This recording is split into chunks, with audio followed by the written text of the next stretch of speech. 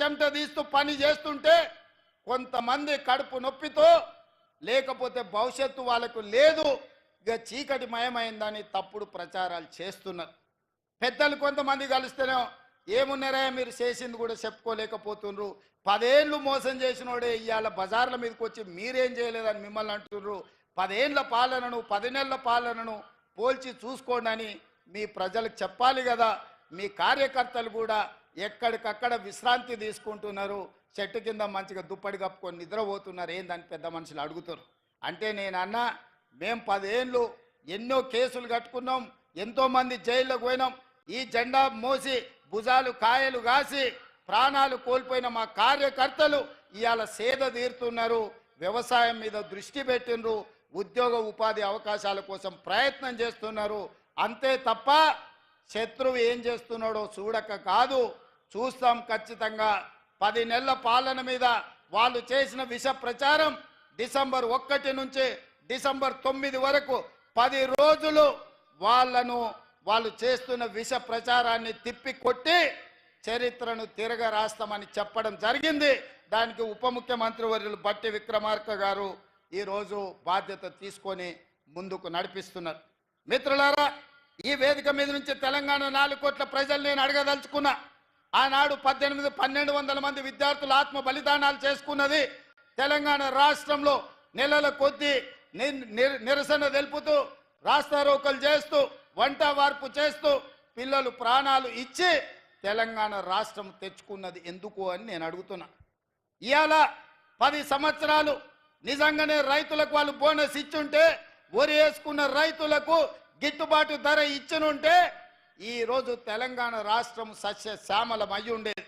చంద్రశేఖరరావు గారు ఏమన్నారు ఆనాడు, ఎందుకు ఈ వరి విషయం ఈ పెద్దపల్లి మీదనే ప్రస్తావిస్తున్నంటే 33 జిల్లాలల్లో అత్యధికంగా ఒడ్లు పండించే జిల్లా ఈ పెద్దపల్లి జిల్లా. 2 లక్షల ఎకరాలలో సన్న ఒడ్లు పండించి రికార్డు సాధించింది. 95% ఈడ రైతుల ఖాతాలో డబ్బులు పడ్డాయి. సన్న ఒడ్లు పండించిండ్రు, వాళ్ళకు 500 రూపాయల బోనస్ వచ్చింది. ఇవాళ గిట్టుబాటు ధరతో పాటు బోనస్ కూడా తెలంగాణ రాష్ట్రంలో తెచ్చుకుంటున్నాం. ఇదే కాదు, తెలంగాణ ఉద్యమమే ఉద్యోగ ఉపాధి అవకాశాలు 10 ఏళ్ళు వాళ్ళు ఇవ్వలేదు. ఇవాళ 10 సంవత్సరాల తర్వాత మనం అధికారంలోకి వచ్చిన ఎంబడే మొత్తంగా ఒక్క సంవత్సరంలో 55,143 ప్రభుత్వ ఉద్యోగాలను నిరుద్యోగ యువకులకు అందించడం ద్వారా దేశంలోనే రికార్డు నెలకొల్పిన రాష్ట్రం తెలంగాణ రాష్ట్రం. అందులో ప్రధానంగా హోంశాఖ కావచ్చు, విద్యాశాఖ కావచ్చు, గ్రూప్ 1 కావచ్చు, వైద్య ఆరోగ్య శాఖ కావచ్చు, బీసీ సంక్షేమ శాఖ కావచ్చు, ఎస్సీ అభివృద్ధి శాఖ కావచ్చు, మైనారిటీ సంక్షేమ శాఖ కావచ్చు, ఎస్టీ సంక్షేమ శాఖ కావచ్చు, నీటిపారుదల శాఖ కావచ్చు, రెవెన్యూ శాఖ కావచ్చు, పంచాయతీరాజ్ గ్రామీణాభివృద్ధి శాఖ కావచ్చు, ఇంధన శాఖ కావచ్చు, ఉన్నత విద్యాశాఖ కావచ్చు, రవాణా రోడ్లు భవనాల శాఖ కావచ్చు, పురపాలక పట్టణ అభివృద్ధి శాఖ కావచ్చు, పశు సంవర్ధక మత్స్య డైరీ శాఖ కావచ్చు, వ్యవసాయ సహకార శాఖ కావచ్చు. మిత్రులారా, ఈ శాఖలల్లో మన ప్రభుత్వం ఇందిరమ్మ రాజ్యంలో మొదటి సంవత్సరం 55,143 ఉద్యోగ పత్రాలు, నియామక పత్రాలు, ఈనాడు గ్రూప్ 4 8,084 మంది నియామకాలతో 55,143 ఉద్యోగాలను ఇవాళ మన ప్రభుత్వం ఇచ్చింది. పెద్ద ఎత్తున చప్పట్లు కొట్టండి. బట్టి విక్రమార్క గారు నిధులు మంజూరు చేస్తేనే, మంత్రివర్గం ఆమోదిస్తేనే 55,143 ఉద్యోగాలు నేను ఇవ్వగలిగిన ఈ దేశానికే గొప్ప రికార్డు. ఈ దేశంలో నేను సూటిగా కిషన్ రెడ్డి గారిని సవాలు విసురుతున్నా, లేకపోతే బండి సంజయ్ గారు మీ పక్కనే ఉంటారు, బండి సంజయ్ గారు, కిషన్ రెడ్డి గారు, నేను సవాలు విసురుతున్నా.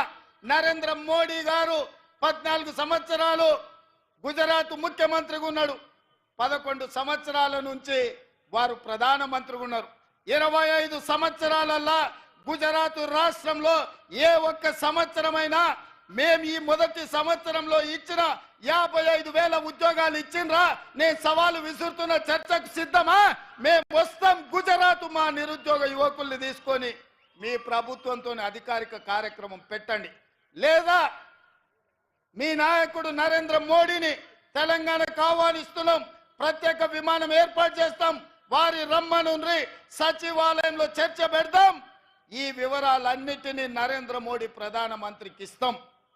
55,143 ప్రభుత్వ ఉద్యోగాలు ఇచ్చిన మాట నిలబెట్టుకున్న పార్టీ కాంగ్రెస్ పార్టీ.